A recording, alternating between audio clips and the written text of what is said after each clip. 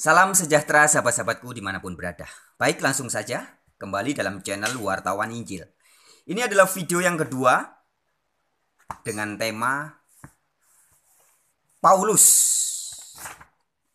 yang tertuduh dan terfitnah, atau Paulus yang dituduh dan difitnah. Nah, sahabat-sahabatku, tadi ya, di video yang sebelumnya saya sudah memberikan fakta-fakta bahwa tuduhan orang bahwa Paulus adalah pengajar Trinitas hanyalah hoax, hanyalah kabar bohong. Nah, ketika kabar bohong atau hoax itu kemudian menjadi ajaran dan dipercaya banyak orang, maka menjadi sebuah ajaran sesat. Nah, di kesempatan kedua ini, di seri kedua ini, kita akan membahas masih tentang Paulus dengan tuduhan dari orang-orang, tapi bukan lagi berfokus kepada Trinitas. Tapi kita akan membahas tuduhan orang tentang Paulus melanggar atau Paulus mengajarkan orang untuk tidak melakukan hukum Taurat. Termasuk nanti di dalamnya ada katanya kabarnya Paulus menghalalkan makan babi. Jadi Paulus mengajarkan orang untuk melanggar hukum Taurat. Itu akan kita bahas. Tapi sebelumnya sahabat-sahabatku, kita harus memahami dulu ya. Ini satu hal yang harus diperhatikan kawan-kawanku, bahwa ketika kita mau memahami sebuah kebenaran, kita harus membuka hati kita dengan jujur. Jangan ada dulu asumsi-asumsi. Nah, bagi teman-teman yang dulu pernah berasumsi bahwa Paulus mengajarkan Trinitas, namun setelah saya buktikan data dan fakta-fakta bahwa tidak ada satupun tulisan Rasul Paulus mengajarkan Trinitas, apakah Anda mau mengakui bahwa Anda sudah salah paham atau sudah gagal paham dalam memahami iman Rasul Paulus? Ini penting. Kalau tidak ada kejujuran dalam diri Anda, maka percuma kebenaran dipaparkan tetap akan ditolak. Orang yang sudah kadung benci dengan Paulus, sudah kadung ada roh kebencian, roh kemarahan dengan Paulus, maka ketika diberikan fakta-fakta bahwa ternyata Paulus tidak seperti yang dia sangka, kadang tetap akan sulit menerima. Saya berikan ilustrasi sahabat-sahabatku. Saya pribadi ya, ini satu contoh ya. Saya pribadi sudah ribuan kali ketemu orang yang mengaku peneliti Al-Quran. Ini saya berikan ilustrasi ya, supaya terbuka cakrawala pandang kita. Jadi saya sudah ribuan kali bertemu dengan orang yang mengaku peneliti Al-Quran.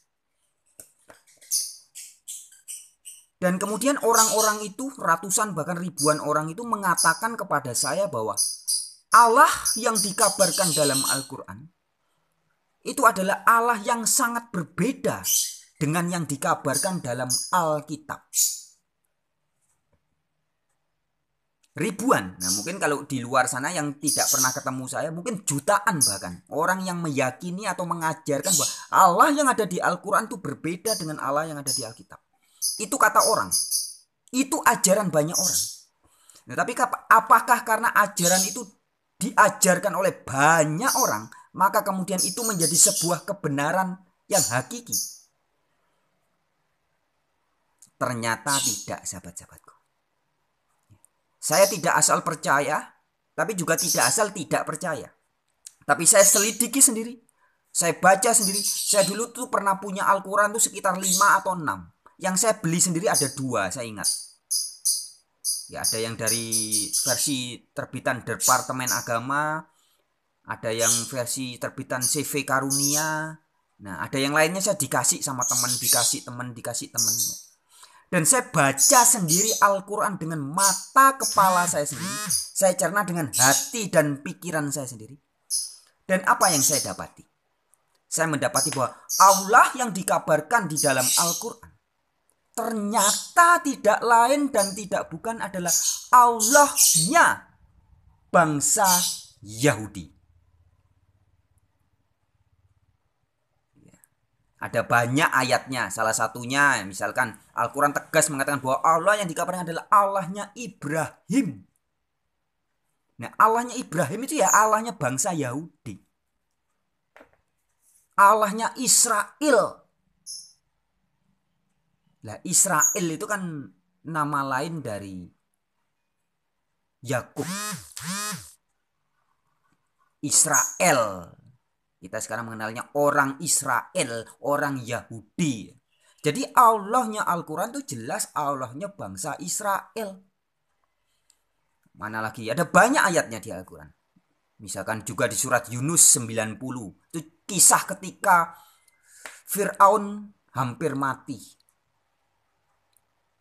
Ketika Fir'aun mengejar bangsa Israel dengan Nabi Musanya, kemudian hampir mati di tengah laut, Israel berkata, sungguh tidak ada Tuhan, tidak ada Rob yang benar selain Tuhannya bangsa Yahudi.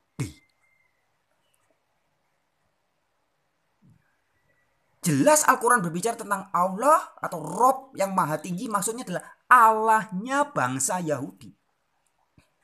Itu terlalu jelas buat saya, terlalu cetho. Meskipun ada ribuan bahkan mungkin jutaan orang di luar sana memberikan gosip, memberikan kabar hoax bahwa Allah di Al-Quran bukan Allahnya bangsa Yahudi.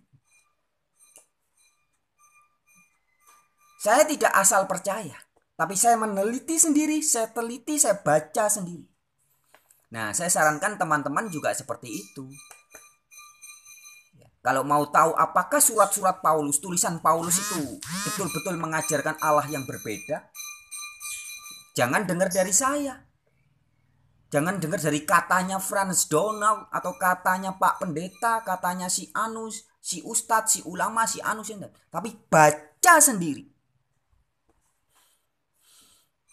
Nah, begitupun ketika kita mau memahami tulisan-tulisan Rasul Paulus. Jangan asal percaya, sahabat-sahabat. Baca, teliti sendiri. Nah, artinya, apa perkataan banyak orang itu sama sekali tidak menjamin itu adalah pasti benar. Tapi kita harus meneliti sendiri. Saya berikan lagi sebuah fakta ilustrasi ya, atau analogi berdasarkan fakta. Hasil dari orang yang asal percaya itu bahaya, sahabat-sahabat.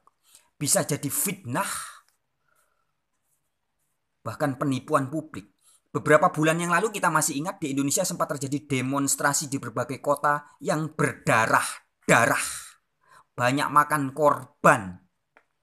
Gara-gara demonstrasi mendemo undang-undang tenaga kerja, cipta kerja. Undang-undang tenaga kerja ya. Omnibus Law. Karena orang banyak yang diprovokasi, kemudian percaya dan akhirnya melakukan demo di jalan anarkis. Terjadi banyak korban berdarah-darah. Tapi ketika ditanya kepada para pendemo itu, sudah baca belum keputusan undang-undang cipta kerja yang baru? Sudah tahu nggak undang-undang Omnibus Law yang baru? Belum baca sendiri. Sudah tahu enggak kalau undang-undang cipta kerja yang baru itu menguntungkan banyak buruh? Loh, katanya undang-undang cipta kerja yang baru merugikan buruh. Tidak diberi pesangon dan sebagainya. Siapa yang bilang? Itu orang-orang bilang. Kamu percaya? Iya, percaya. Sudah baca sendiri? Belum. Akibat dari orang gampang percaya hoax, gampang percaya kabar bohong. Tanpa mau mengklarifikasi, tanpa mau memverifikasi, tanpa mau meneliti sendiri. Akhirnya demo besar-besaran di seluruh wilayah. Di Jakarta ada, di Jawa Tengah, Jawa Timur, luar Jawa. Banyak orang demo. Apa yang didemo? Ternyata nggak tahu. Isinya undang-undang cipta kerja yang didemo kan tuh belum dibaca. Tapi asal ikut-ikutan demo, ikut-ikutan demo. Nah, sahabat-sahabatku, berbicara tentang kebenaran, itu nggak bisa ikut-ikutan, sahabatku. Kita harus memahami sendiri. Nah, sekarang kembali ke soal surat-surat Paulus. Jika banyak orang mengatakan kepada Anda bahwa Paulus sudah membatalkan hukum Taurat, Paulus merusak atau Paulus mengajak orang melanggar hukum Taurat. Termasuk salah satunya, Paulus menyuruh orang makan babi. Sahabat-sahabatku, lagi-lagi saya harus tegas katakan, ini hanyalah sebuah fitnah, tuduhan kepada Paulus tanpa bukti-bukti yang jelas. Yang namanya tuduhan jika diberikan tanpa bukti, maka itu menjadi fitnah. Jika fitnah terus dilancarkan dan diajarkan menjadi doktrin, menjadi kesepakatan, maka itu menjadi ajaran sesat. Nah, pada kesempatan ini, seri kedua ini ya. Oh ya, buat teman-teman yang belum menonton seri yang pertama, harap menonton yang pertama ya. Karena ini sebuah satu kesatuan. Tonton dulu video yang pertama yang bertajuk Paulus yang tertuduh dan terfitnah bagian pertama. Kalau sudah nonton yang pertama baru lanjut nonton yang ini. Baik sahabat-sahabatku.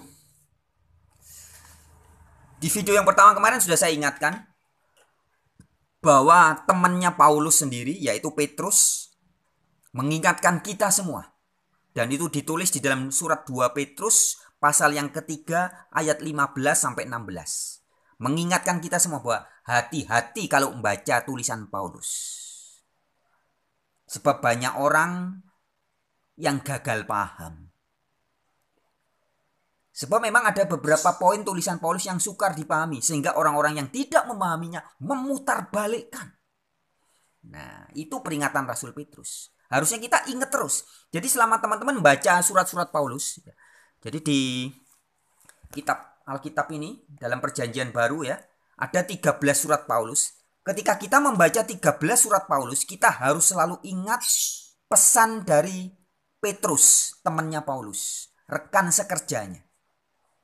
Ingat terus ketika Anda membaca surat Roma, surat Efesus, surat Filipi, semua tulisan-tulisan Paulus, kita harus ingat terus pesannya Rasul Petrus.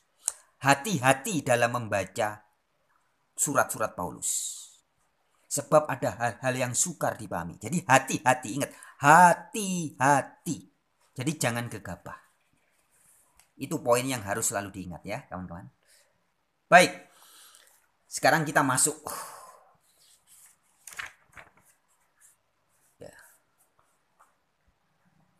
Tuduhan bahwa Paulus adalah merusak atau Paulus meniadakan hukum Taurat.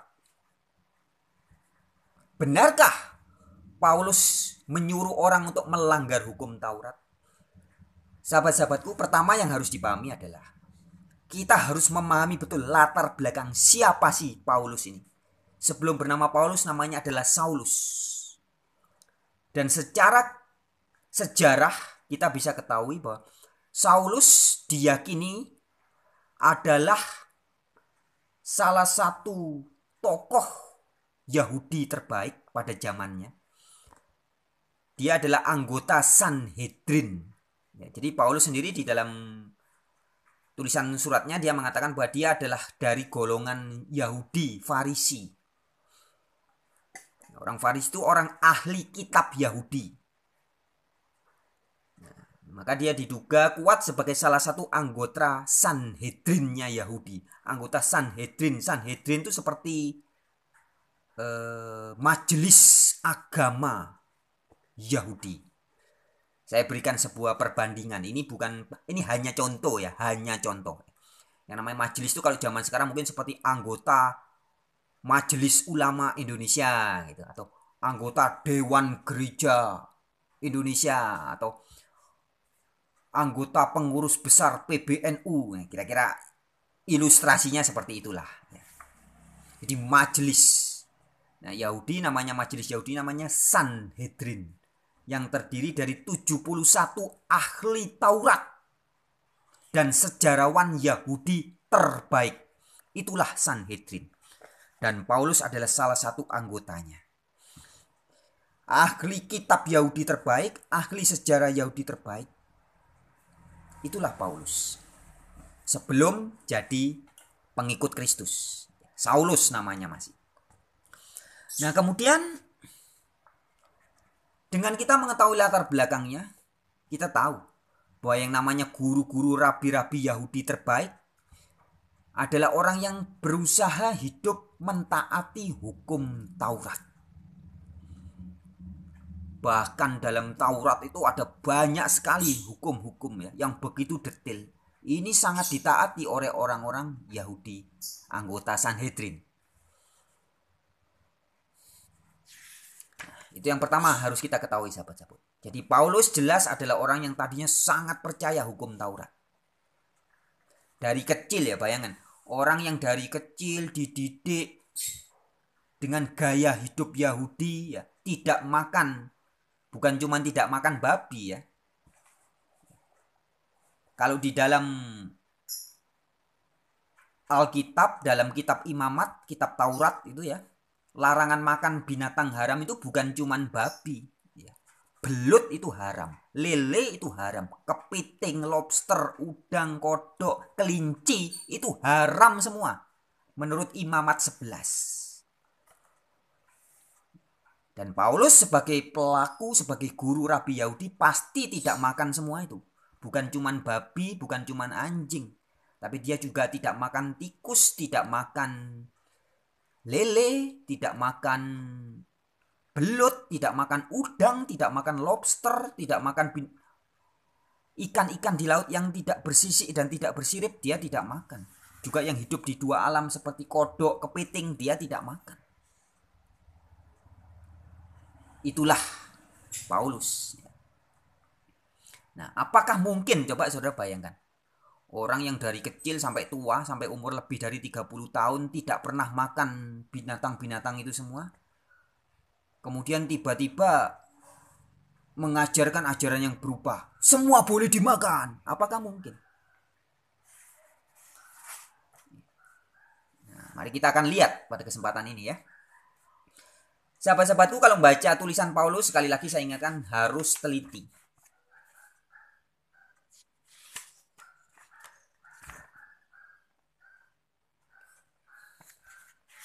Kita akan buka langsung saja ya.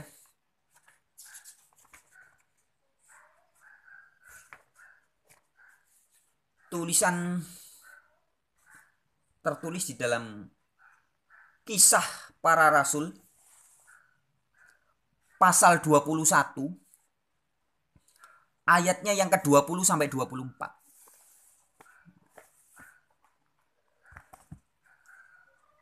Nanti setelah dibaca, teman-teman akan memahami dengan jelas ya, apa yang terjadi di zaman itu.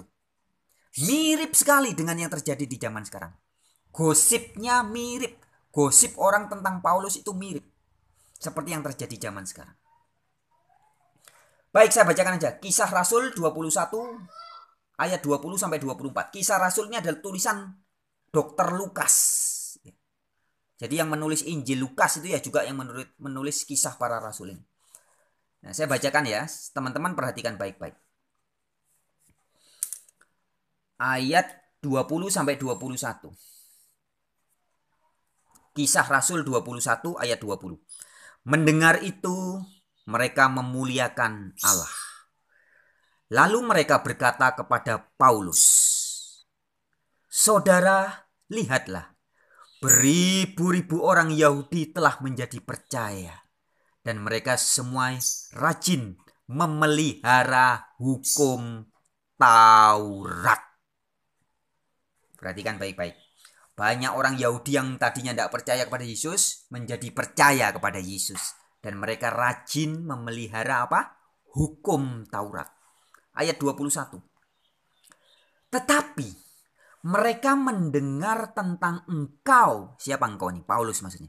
Mereka mendengar tentang Paulus. Bahwa engkau, Paulus, mengajar semua orang Yahudi yang tinggal di antara bangsa-bangsa lain untuk melepaskan hukum Musa.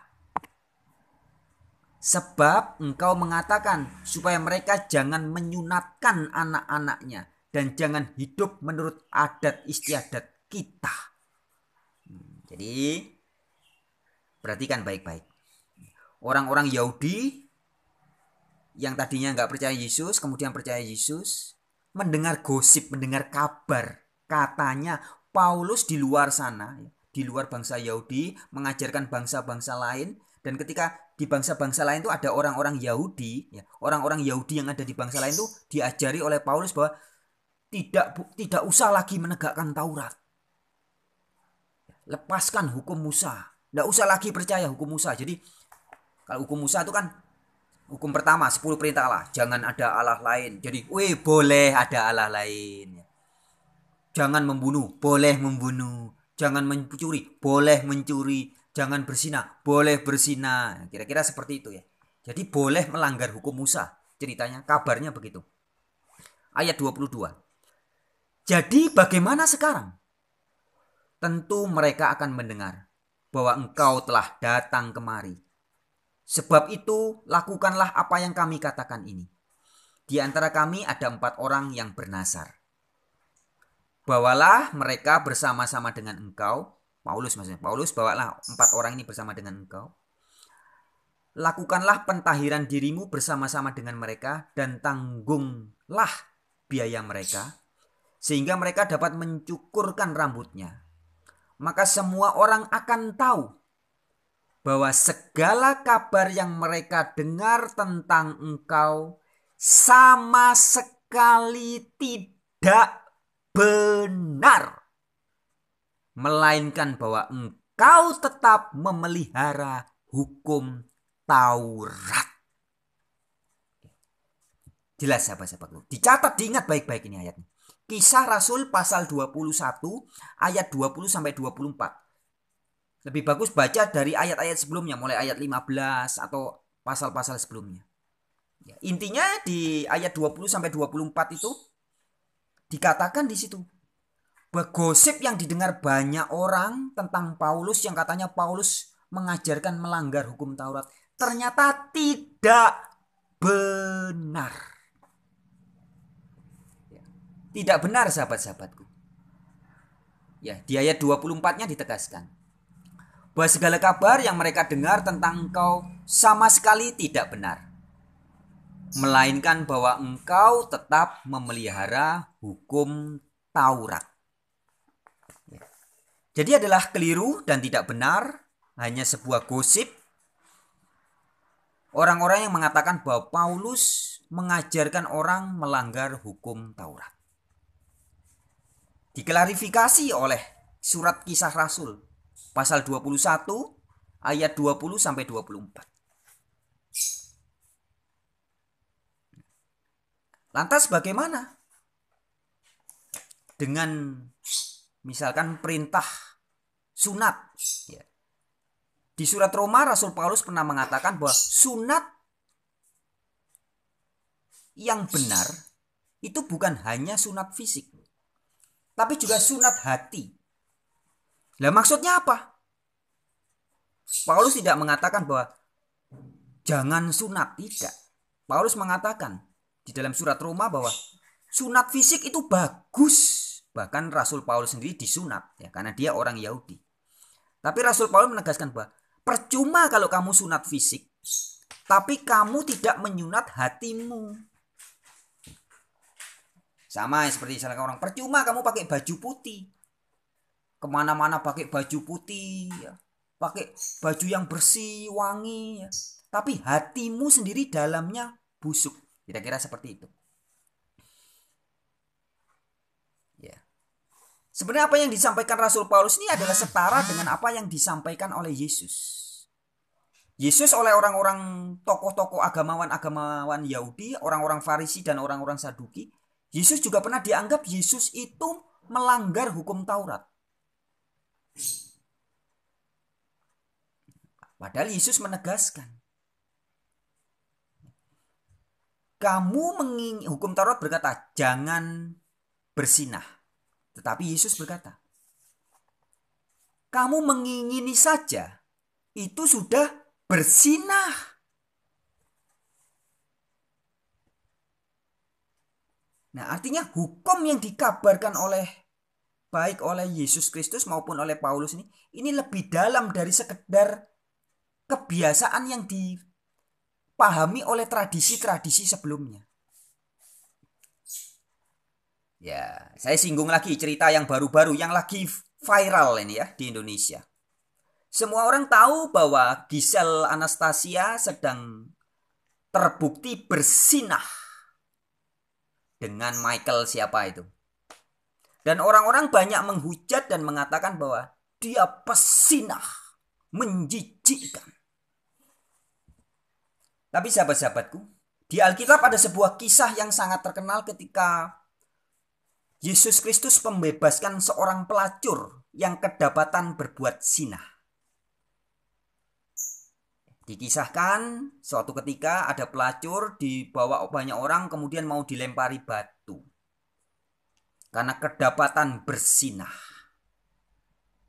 Dan apa yang Yesus lakukan?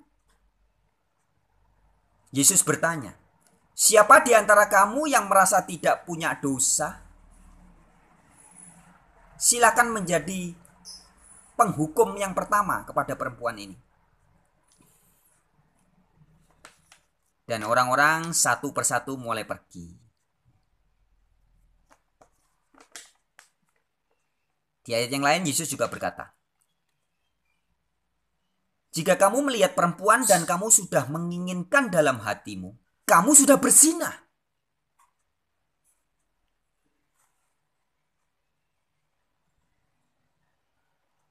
Hari ini orang berpikir zina itu adalah ketika seorang laki-laki tidur dengan istrinya orang atau seorang wanita tidur dengan pria lain yang bukan suaminya, itu berzina seperti Gisel Anastasia.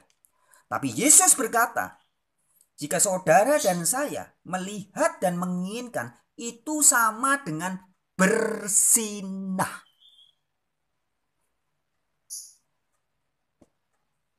Saudara bisa melihat ruhnya, spiritnya. Jadi spirit yang disampaikan Yesus itu tidak mengubah hukum Taurat.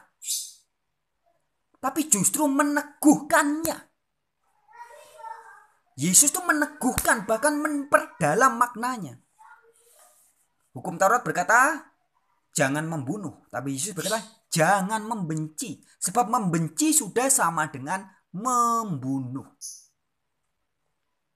Tapi orang-orang yang tidak paham, orang-orang menyangka, oh Yesus sedang mengubah hukum Taurat. Padahal tidak.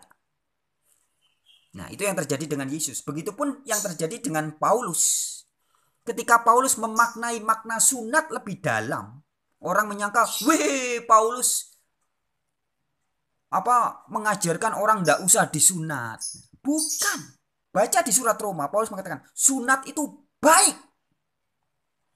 Tapi Paulus bilang, percuma kalau kamu sunat. Kelaminmu, penismu disunat, tapi hatimu tidak disunat, percuma. Itu maksudnya Paulus.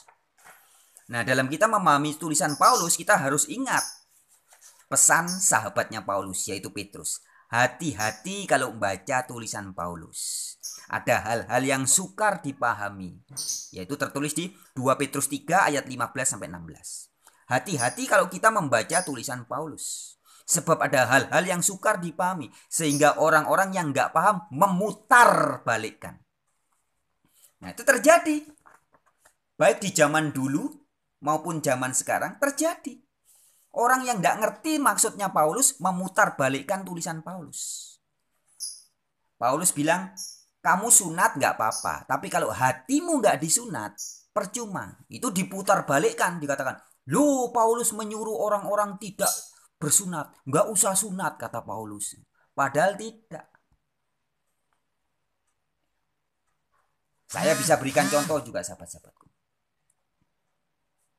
Hari ini banyak orang yang merasakan mentaati Taurat dengan melarang orang makan babi. Makan babi itu haram menurut Allah. Betul ya? Setuju. Tapi saya bisa katakan, kalau kita mau menegakkan Taurat yang tertulis di kitab Imamat 11, bukan cuman babi yang haram. Udang, lobster, kepiting, apalagi belut, lele, kodok, kelinci, itu semua melanggar Imamat 11. Jadi artinya Anda tidak makan babi, tapi Anda makan lobster. Sami mawon Mas Bro. Anda tidak makan babi tapi makan kepiting, sama saja Anda melanggar Taurat. Nah, kira-kira ilustrasinya seperti itu yang dimaksud Paulus. Kamu loh hanya tampilan jasmanimu yang perhatikan, tapi hatimu tidak kamu bersihkan. Percuma. Nah, kalau istilah Yesus mengatakan orang-orang Farisi dan ahli-ahli Taurat ditegur oleh Yesus sebagai kamu seperti kuburan dilabur putih. Luarnya kamu bersihkan, tapi dalamnya busuk. Dalamnya bangkai. Jadi kayak kuburan ya. Kuburan itu kan wah dikasih batu nisan, bagus, bersih. Tapi dalamnya bangkai. Nah, itulah yang dimaksud oleh Yesus. Nah, ajaran Paulus itu sama dengan ajaran Yesus. Ketika Paulus menegur orang dengan bahasa dan gaya bahasanya Paulus sering disalahpahami. Dianggap Paulus mengubah hukum Taurat. Sahabat-sahabatku, ingat tadi ayatnya ya, saya sudah sampaikan. Di Kisah Para Rasul pasal 20 ayat 21. Ternyata Paulus sama sekali tidak mengubah hukum Taurat. Maka di surat Roma juga Paulus mengatakan bahwa hukum Taurat itu baik.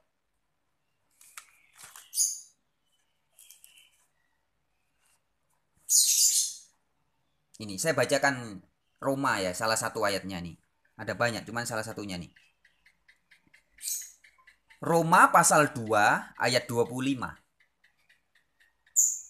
Ini surat Roma, surat tulisannya Rasul Paulus. Paulus mengatakan, sunat memang ada gunanya jika engkau mentaati hukum Taurat. Jadi perhatikan baik-baik. Sunat itu ada gunanya jika engkau mentaati hukum Taurat. Tetapi jika engkau melanggar hukum Taurat, maka sunatmu nggak ada lagi gunanya. Percuma disunat, tapi kelakuannya korupsi, ya. Kelakuannya apalagi bersinah. Percuma, itu yang dimaksud Paulus. Kalau saya berikan ilustrasi, ini ilustrasi saja ya. Teman-teman muslim ada ayat juga mengatakan, celakalah orang-orang yang sholat. Loh, kok orang sholat celaka? Iya, maksudnya celaka. Kamu sholat tapi kamu juga berbuat maksiat. Itu maksudnya. Bukan berarti nggak usah sholat. Bukan begitu. Maksudnya kamu celaka. Kamu sholat tapi maksiat jalan terus. Itu celaka. Atau bisa dengan kata lain kita katakan bahwa percuma sholatmu itu. Rajin sholat tapi maksiat jalan terus. Korupsi jalan terus. Bahkan jadi menteri. Kemudian mengkorupsi dana banyak. Percuma. Kira-kira seperti itu bahasanya ya. Jadi Paulus tidak menyuruh orang untuk melanggar sunat. Tidak. Tapi Paulus mengatakan, sunatmu ada gunanya kalau kamu mentaati hukum Taurat. Sama kalau zaman sekarang mungkin teman-teman bisa bilang, doamu, sembahyangmu, sholatmu bermanfaat kalau kamu juga mentaati perintah-perintah Allah.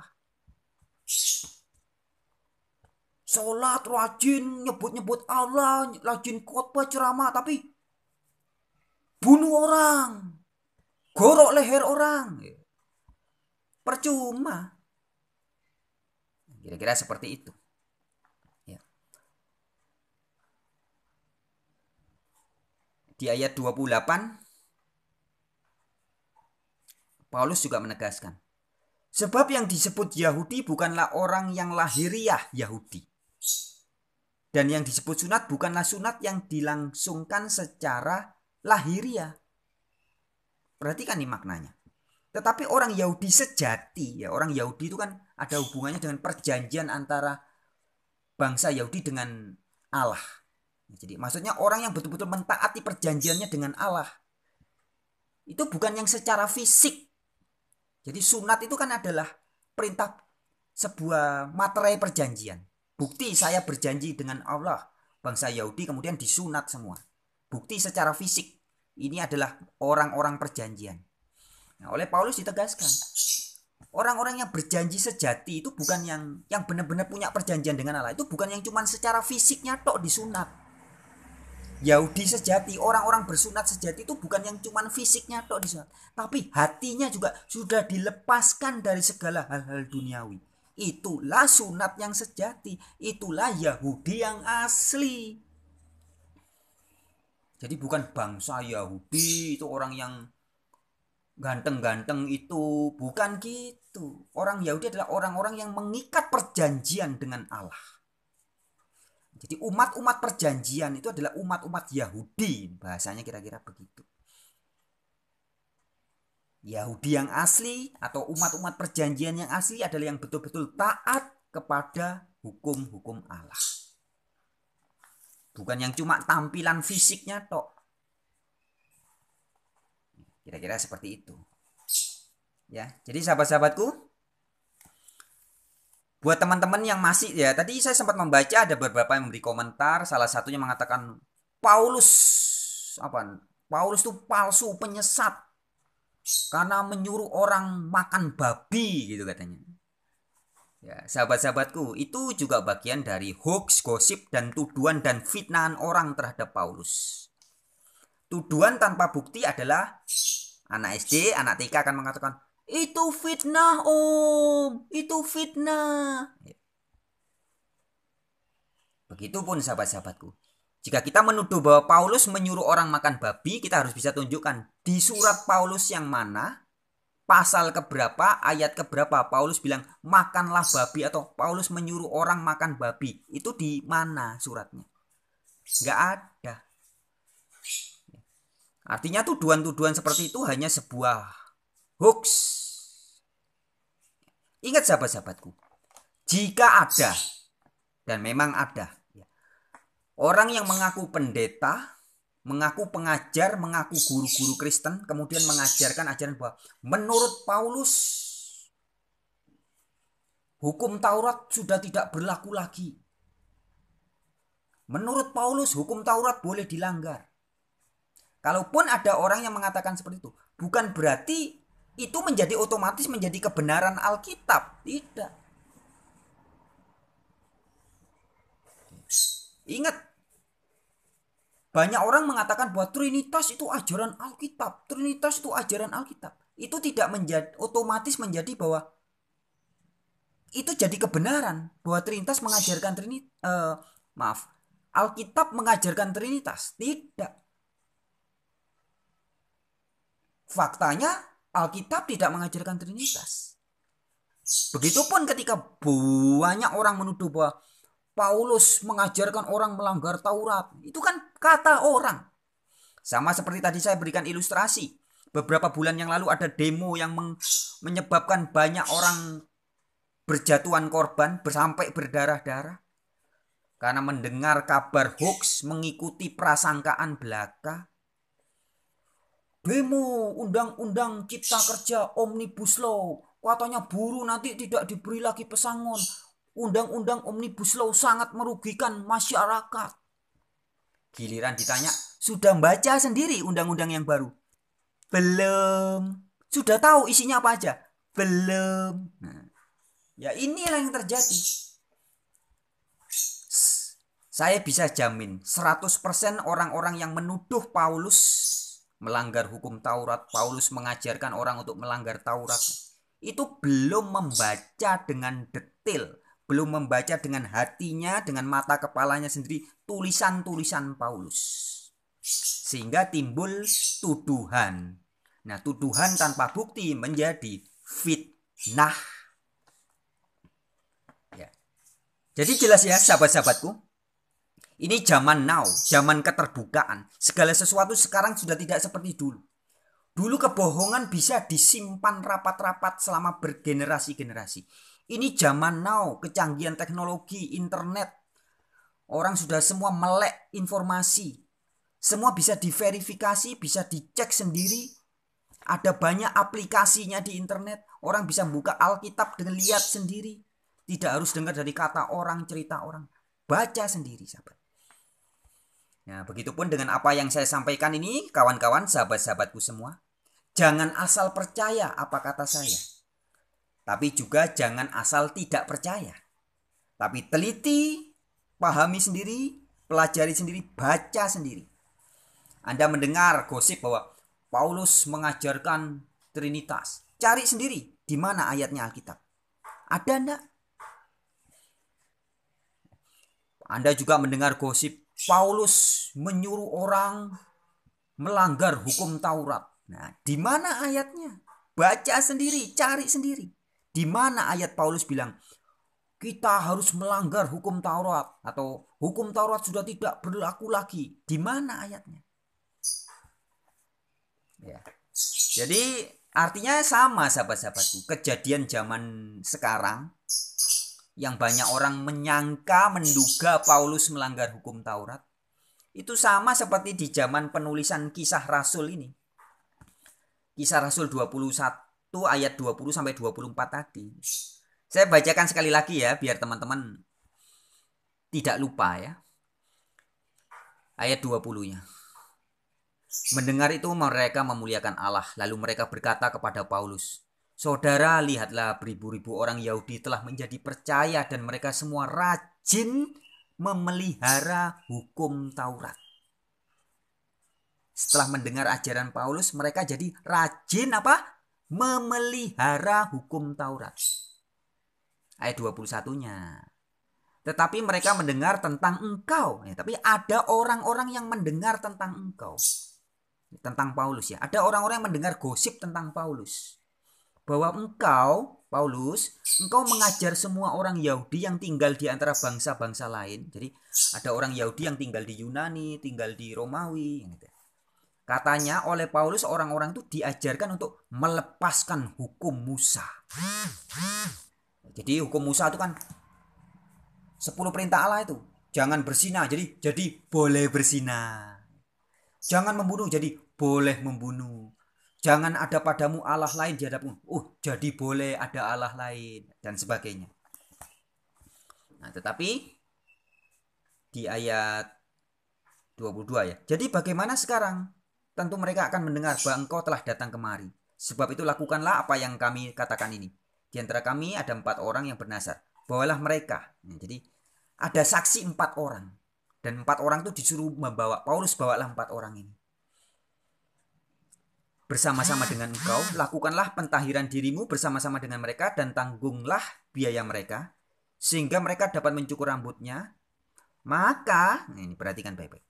Maka semua orang akan tahu bahwa segala kabar yang mereka dengar tentang engkau sama sekali tidak benar. Melainkan bahwa engkau tetap memelihara hukum Taurat. Ya, jadi kabar yang beredar tentang Paulus itu sama sekali tidak benar.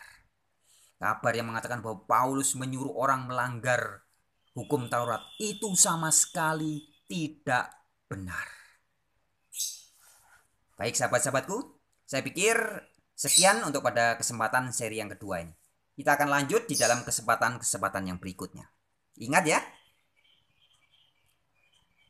tuduhan orang bahwa Paulus mengajarkan Allah yang berbeda dengan Allah yang dikabarkan Yesus adalah tuduhan yang tidak benar. Yang kedua, tuduhan orang bahwa Paulus mengajarkan orang untuk melanggar hukum Taurat juga adalah tuduhan yang tidak benar. Baik sahabat-sahabatku, demikianlah apa yang bisa saya sampaikan. Sampai jumpa di dalam video yang berikutnya. Shalom.